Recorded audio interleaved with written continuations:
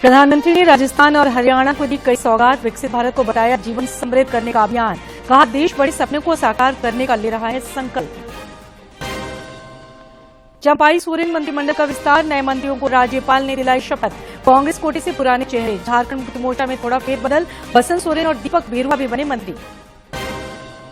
धनबाद के श्रम नियोजन कार्यालय प्रांगण में दत्तोपंत ठेंगरी रोजगार मेला का हुआ आयोजन। ऑफर लेटर मिलने से युवाओं के चेहरे खिले। मेला आयोजन को सराहा। और खूंटी के करा थाना क्षेत्र में हाईवा और टर्बो में जबरदस्त टक्कर। ड्राइवर खलासी और 2 मजदूर सहित 4 लोगों की मौत।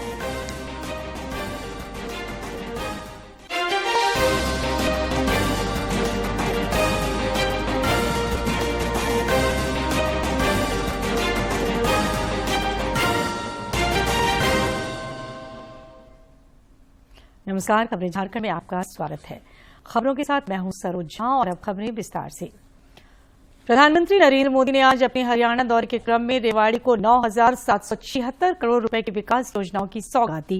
प्रधानमंत्री ने शहरी परिवहन, स्वास्थ्य, ट्रेन और पर्यटन क्षेत्र की कई परियोजनाओं का उद्घाटन और शिलान्यास किया। इस मौके पर उन्होंने कहा कि आज पूरा देश अयोध्या के राम मंदिर में विराजे रामलला का दर्शन कर रहा है। कांग्रेस पर निशाना साधते हुए उन्होंने कहा कि जो लोग इसका विरोध करते थे वे भी आज जय श्री राम बोल रहे हैं। उन्होंने कहा कि कांग्रेस का ट्रैक रिकॉर्ड आतंकवाद और अलगाववाद को बढ़ावा देने का है।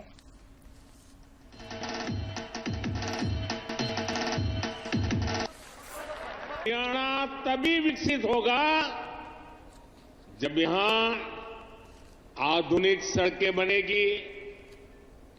हरियाणा तभी विकसित होगा जब यहां रेलवे का आधुनिक नेटवर्क होगा।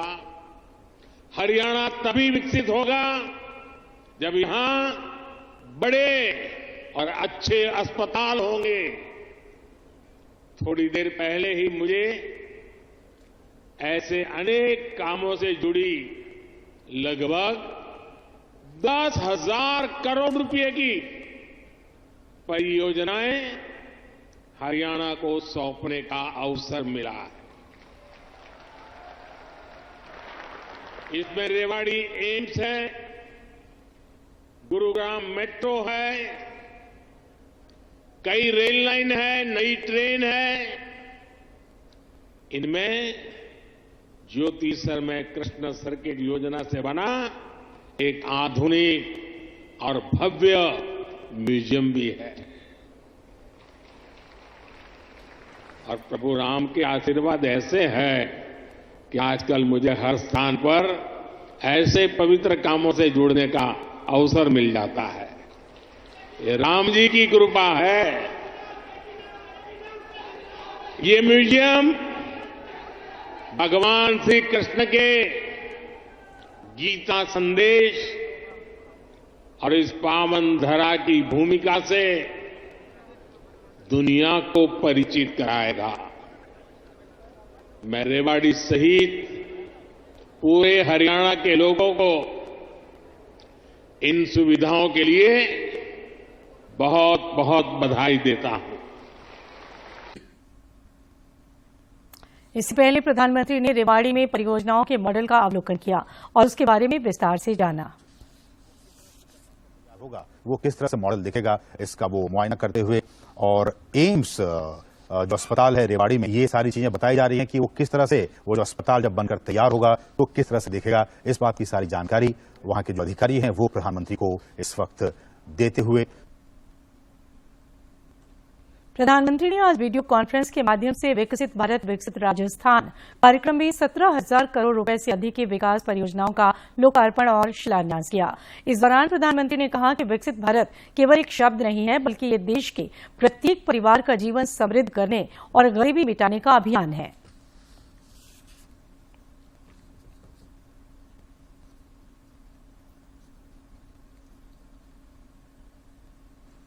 हर परिवार का जीवन समृद्ध बनाने का अभियान है। ये गरीबी को जड़ से मिटाने का अभियान है। ये युवाओं के लिए अच्छे रोजगार बनाने का अभियान है। ये देश में आधुनिक सुविधाएं बनाने का अभियान है। मैं कल रात में ही विदेश यात्रा से लौटा हूं।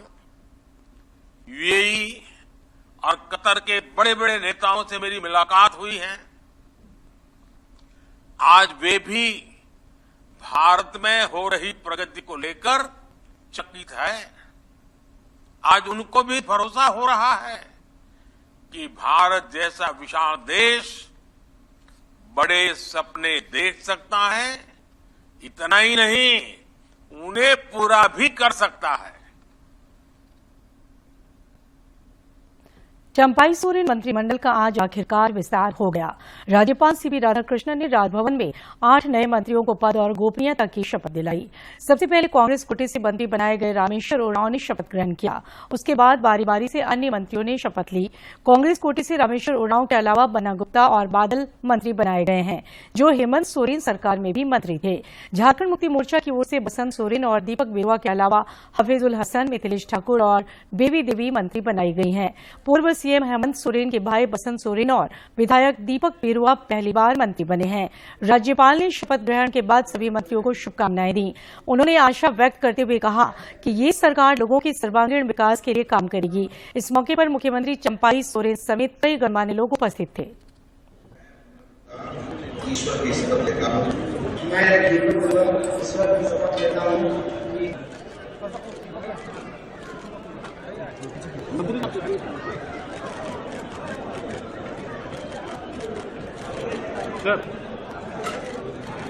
Giving a good education for the youth of Jharkhand. Preliminary education is improving. We have to concentrate on the higher education also. The recruitments has to be done. For that, I repeatedly requesting them to create one special Jharkhand Public Service Commission for recruiting these teaching and non-teaching staff for the universities. That has to be completed. Through that, we have to recruit the right people on merit basis, so that next 30 years will be taken care for the youngsters. प्रतिपक्ष के नेता अमर बावरी ने भ्रष्टाचार के मुद्दे पर एक बार फिर हेमंत सोरेन पर निशाना साधा है। उन्होंने कहा कि कई जगहों पर बड़े बड़े पोस्टरों पर झारखंड झुकेगा नहीं लिखकर हेमंत सोरेन का गुणगान किया जा रहा है। उन्होंने कहा कि भाजपा इसका प्रतिकार करेगी। भारत का संविधान किसी को यह अधिकार नहीं देता है, वो मुख्यमंत्री हो चाहे प्रधानमंत्री हो, जो पद पे रह करके वो अपने पद का दुरुपयोग करे और देश और झारखंड की संपत्ति और उसके संपदाओं को लूटे और देश का संविधान उसमें कोई कार्रवाई नहीं करेगा, ऐसा कहीं किसी को छूट नहीं है, भले वो दलित हो चाहे आदिवासी। आपने किया है लूट, आपने किया है भ्रष्टाचार, जिसके कारण आप जेल में हैं, अब न्यायिक हिरासत में है। आप वहां से आप बेदाग होकर के निकले नहीं है और अपने करतूतों से, अपने करनी से झारखंड को जोड़ करके झारखंड का अपमान करने का काम झारखंड मुक्ति मोर्चा करिए। इसका विरोध भारतीय जनता पार्टी को करना है। रांची में आज प्रदेश जनता दल यूनाइटेड की कार्य समिति की बैठक हुई। पार्टी के प्रदेश अध्यक्ष और राज्यसभा सांसद खीरू महतो की अध्यक्षता में हुई बैठक में प्रदेश भर के नेता शामिल हुए। इस मौके पर प्रदेश अध्यक्ष ने कहा कि एनडीए फोल्डर में शामिल होने के बाद जदयू नेताओं और कार्यकर्ताओं में और उत्साह देखा जा रहा है।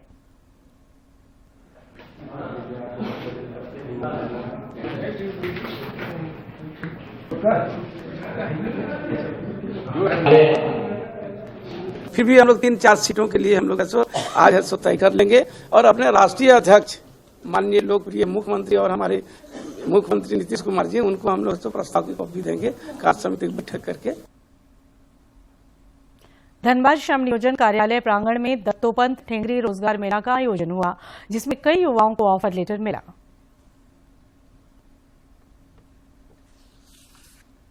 बेरोजगार युवक युवतियों को सरल और सुलभ तरीके से रोजगार का अवसर प्रदान करने के उद्देश्य से धनबाद के श्रम नियोजन कार्यालय प्रांगण में दत्तोपंत ठेंगरी रोजगार मेला का आयोजन किया गया। तकरीबन 3,552 पदों के लिए आयोजित इस रोजगार मेले में कंपनियों द्वारा कई युवाओं का चयन किया गया। इस दौरान ऑफर लेटर पाकर अभ्यर्थियों के चेहरे खिल उठे। फिलहाल हम धनबाद रोजगार कैंप में आए हुए, जो 16 तारीख को लगा हुआ है और मैंने होंडा सनब्राइट मैन पावर में अप्लाई किया था, जिसमें मेरा सिलेक्शन हुआ है और जॉब लोकेशन बैंगलोर है। श्रम अधीक्षक आनंद कुमार ने बताया कि रोजगार मेले में लगभग 26 कंपनियां आई हुई थी, जिसमें युवाओं को 8,000 महीना से लेकर 50,000 रुपए तक की नौकरी के ऑफर पेश किए गए। और यह रोजगार मेला में आज कुल 28 कंपनियां आई हैं। 28 कंपनियों में लगभग 3500 वैकेंसियां रिक्तियां थी विभिन्न पदों के लिए, और इस विभिन्न पदों में जितने भी नॉन टेक्निकल टेक्निकल सारे पोस्ट हैं। ये कंपनी 26 कंपनियां में लगभग 10-12 कंपनियां लोकल है, धनबाद की है। जैसे धनबाद में मुख्यतः रिलायबल इंडस्ट्री है, अशरफी हॉस्पिटल है, धनबाद पब्लिक स्कूल है, 17 डिग्री होटल है। तो इस झारखंड सरकार का जो अधिनियम है 75%, उसके तहत हमारा प्रयास रहा है कि हम अधिक से अधिक लोकल स्तर पर भी रोजगार मुहैया कराएं लोकल युवाओं को। रोजगार मेला का आयोजन निश्चित रूप से युवाओं के लिए एक बड़ा मंच है, जहां काबिलियत की परख होती है और योग्यता अनुसार उन्हें आसानी से नौकरी मिल जाती है। धनबाद से अजय कुमार सिन्हा की रिपोर्ट। राज्य भर में किसान आंदोलन के समर्थन में भारत बंदी का कुछ खास असर नहीं देखा गया। एक आध घटनाओं को छोड़ यातायात सुचारू रूप से जारी रहा। खूंटी में कुछ देर के लिए सुबह के समय कांग्रेस नेताओं ने बाजार बंद कराया और वाहनों को रोक दिया। राज्य के मुख्य निर्वाचन पदाधिकारी के रवि कुमार के निर्देश पर रांची में आज सभी जिलों से आए हेल्प डेस्क प्रबंधकों का 2 दिवसीय प्रशिक्षण कार्यक्रम संपन्न हुआ।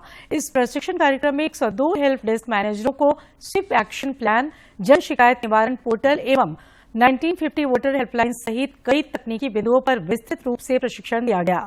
इस दौरान मुख्य निर्वाचन पदाधिकारी ने प्रबंधकों को संबोधित करते हुए कहा कि चूंकि वे ऐसे फ्रंटलाइन कर्मियों के रूप में सेवाएं दे रहे हैं जहां उनका संवाद सीधे नागरिकों से होता है, इसीलिए उनकी भूमिका अत्यंत महत्वपूर्ण है। रांची के उप विकास आयुक्त दिनेश कुमार यादव ने आज अधिकारियों के साथ सुव्यवस्थित मतदाता शिक्षा एवं निर्वाचक सहभागिता की बैठक की। बैठक में उप विकास आयुक्त ने मौजूद पदाधिकारियों को निर्देश देते हुए कहा कि वे लोकसभा चुनाव से पूर्व मतदाता जागरूकता के लिए अभियान चलाएं ताकि लोग ज्यादा से ज्यादा जागरूक होकर मतदान में अपनी सहभागिता। सूचना और प्रसारण मंत्री अनुराग सिंह ठाकुर ने कहा है कि प्रधानमंत्री नरेंद्र मोदी की सरकार ने एमएसपी और उर्वरक जैसे कुछ मुद्दों पर असाधारण प्रदर्शन किया है। उन्होंने कहा कि वंचित वर्गों के विकास के लिए ये सरकार प्रतिबद्ध है। अगर 5-6 मुद्दों को देखा जाए, खाद, पानी, एमएसपी पर खरीद या फिर बैंकों से ऋण से लेकर मुआवजे तक, इन सभी पहलुओं पर जो मोदी सरकार ने किया है वो आज तक किसी सरकार ने नहीं किया। 7 लाख करोड़ रुपया 2013-14 में ऋण दिया था कांग्रेस के समय। मोदी जी की सरकार के समय पिछले साल 20 लाख करोड़ से ज्यादा ऋण मिला। इनके समय कोई मुआवजा नहीं मिला प्रधानमंत्री फसल बीमा योजना का। हमारे यहाँ पर 1.5 लाख करोड़ से ज्यादा 1,54,000 करोड़ का मुआवजा मिला।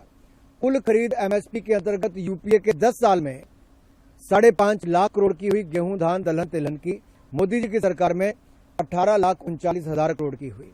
इनके समय सिंचाई योजनाएं बंद पड़ी थी, हमारे समय 15,511 करोड़ रुपए खर्च हुआ।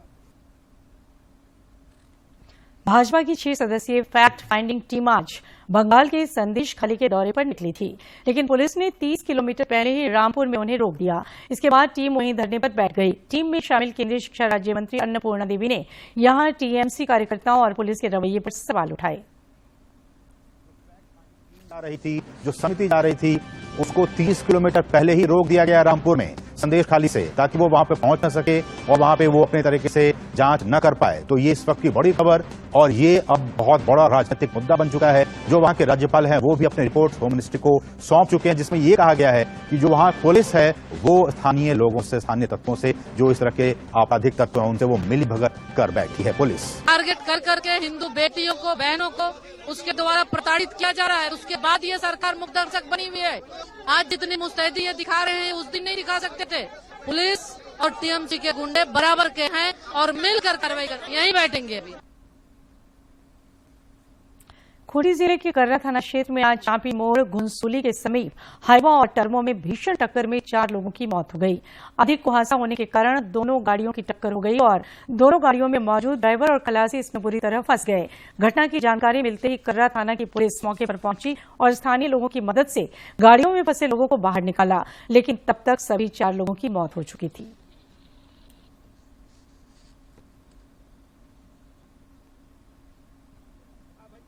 स्फोट हो गए, पुलिस वहां से उठा के भेज दी और गंभीर रूप से घायल हैं या प्राथमिक उपचार करने के बाद छोड़ देना है।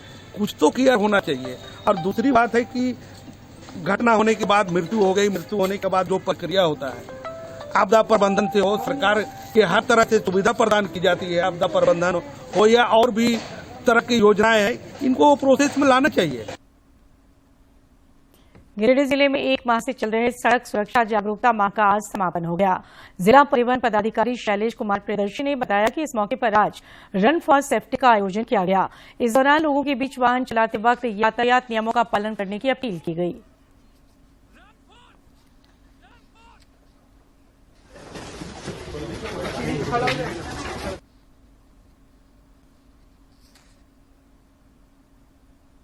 रांची के उपायुक्त राहुल कुमार सिन्हा की अध्यक्षता में आज जिला शिक्षा स्थापना समिति की बैठक हुई। बैठक में कई बिंदुओं पर निर्णय लिया गया। इसमें संस्कृत विषय से संबंधित 3 अभ्यर्थियों की नियुक्ति का निर्णय लिया गया। बैठक में टीचर ट्रांसफर पोर्टल के माध्यम से ऑनलाइन आवेदनों पर विचार करते हुए संबंधित योग शिक्षकों के स्थानांतरण पर विचार किया गया। प्रधानमंत्री नरेंद्र मोदी इस महीने की 25 तारीख को आकाशवाणी से मन की बात कार्यक्रम में अपने विचार साझा करेंगे। कार्यक्रम के लिए लोग अपने विचार और सुझाव माईगॉव पोर्टल और टोल फ्री नंबर 1800117800 पर 23 फरवरी तक भेज सकते हैं। और अब देखते हैं फटाफट अंदाज में जिलों की खबरें।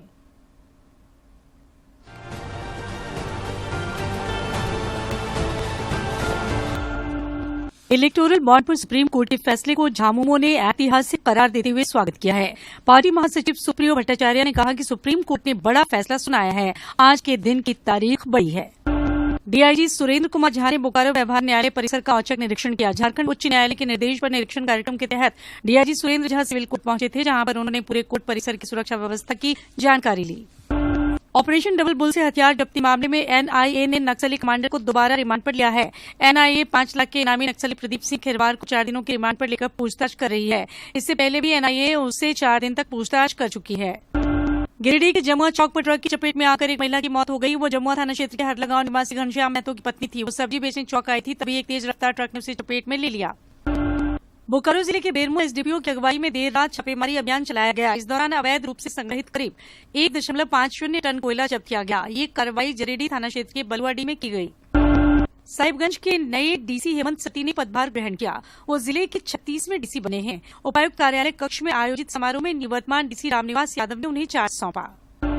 पिछले साल दिसंबर में सुर्खियों में आए राज्यसभा सांसद धीरज साहू इनकम टैक्स भरने में भी नंबर 1 बने हैं। उन्होंने 150 करोड़ रुपए इनकम टैक्स के रूप में जमा किए हैं।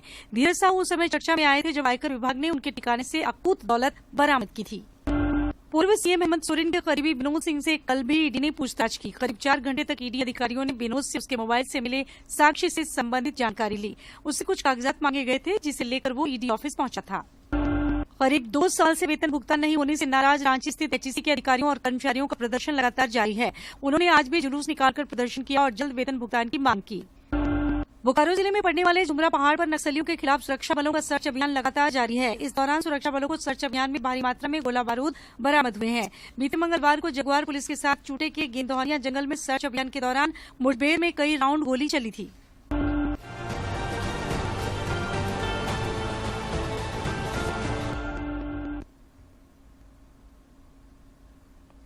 केंद्रीय कृषि मंत्रालय अंतर्गत राष्ट्रीय कृषि बागवानी बोर्ड और राज्य बागवानी मिशन की संयुक्त पहल पर आज खूंटी में किसान जागरूकता कार्यशाला का आयोजन किया गया। खूंटी के जिला कृषि विभाग कार्यालय सभागार में आयोजित इस किसान जागरूकता कार्यशाला में किसानों को केंद्र सरकार द्वारा चलाई जा रही बागवानी संबंधित योजनाओं की विस्तृत जानकारी दी गई। खूंटी सांसद सह केंद्रीय कृषि मंत्री अर्जुन मुंडा के जिला प्रतिनिधि मनोज कुमार ने बताया कि श्री मुंडा ने खूंटी और तोरपा प्रखंड के 2 गांवों को सांसद आदर्श ग्राम के रूप में गोद लिया है, ताकि इनका कृषि समेत अन्य क्षेत्रों में समग्र विकास सुनिश्चित हो सके। गाँव में बागवानी मिशन के तहत कृषि के विभिन्न आयामों के तहत सीधे लखपति दीदियों का उत्थान कैसे हो, लखपति दीदी ज्यादा से ज्यादा कैसे बने, इसमें भी जो माननीय प्रधानमंत्री जी का मेन दृष्टिकोण है, इसको भी हम सार्थक करेंगे अपने प्रयास से। इस दौरान राष्ट्रीय कृषि बागवानी बोर्ड के उपनिदेशक ने कहा कि किसान नए कृषि तकनीक के उपयोग और नकदी फसलों के साथ बागवानी में हाथ आजमा कर अपनी आय बढ़ा सकते हैं। राष्ट्रीय बागवानी मिशन के तहत आप लोगों को 50% तक की सब्सिडी मिलेगी। मैं अभी आपको छोटे छोटे वीडियो दिखाऊंगा, जिससे दिखाएंगे कि अन्य राज्यों में किसानों ने किस तरह से पॉली हाउस की खेती करके बड़ी अच्छी आमदनी कर रहे हैं और बहुत खुश है, कई क्रॉप लेते हैं। किसान जागरूकता कार्यशाला में कृषक समूह के प्रतिनिधि और राष्ट्रीय कृषि बागवानी बोर्ड तथा जिला बागवानी विभाग के अधिकारी कर्मी समेत अन्य लोग उपस्थित थे। खूंटी से ज्योत्सना की रिपोर्ट। और आखिर में इस बुलेटिन के मुख्य समाचार एक बार फिर।